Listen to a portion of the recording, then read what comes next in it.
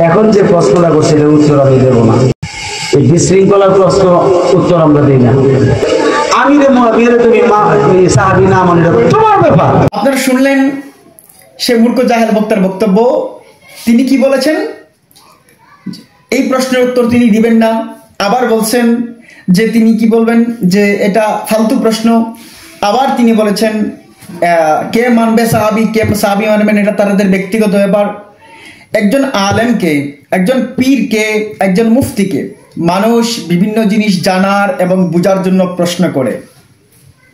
সঠিক বিষয়টা যেন মানুষের কাছে প্রচার প্রকাশ হয়, আর এর অপর মানুষ ইস্তেকামত থেকে যেন ইন্তেকাল করতে পারে, মানুষের পরকালের জিন্দিগি যেন সুখময় হয়, আরামদায়ক হয়, ভালো হয়, কবরে যেন মানুষ ভালো থাকতে পারে, এজন্য প্রশ্ন করে। উনি প্রশ্ন করার পরে উনি উড়িয়ে দিলেন, এই প্রশ্নের উত্তর তিনি দিবেন না।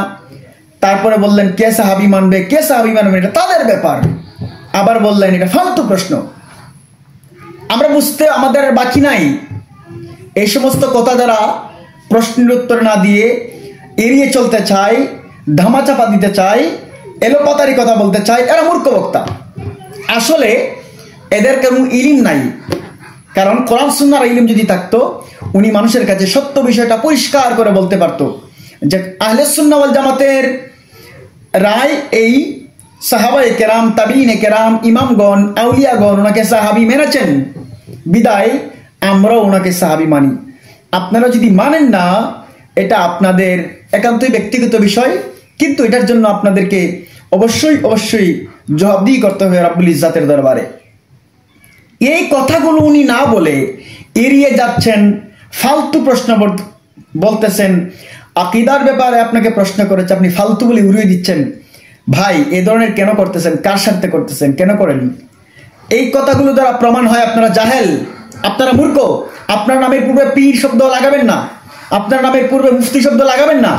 কারণ এটার মূল কারণ হচ্ছে আপনারা মানুষকে ইসলামের সঠিক দিশা দেন না, সঠিক কথা বলেন না। এই জন্য আপনারা প্রমাণ করে এই কথাগুলো আপনারা মূর্খ। আল্লাহ রাব্বুল আলামিন এ সমস্ত জাহেল মূর্খ পীরদের থেকে আমাদেরকে যেন হেফাজত করেন, মুফতিদের কাছ থেকে যেন আল্লাহ হেফাজত করেন। আর যারা দাওয়াত দেন তাদের কথা শুনেন।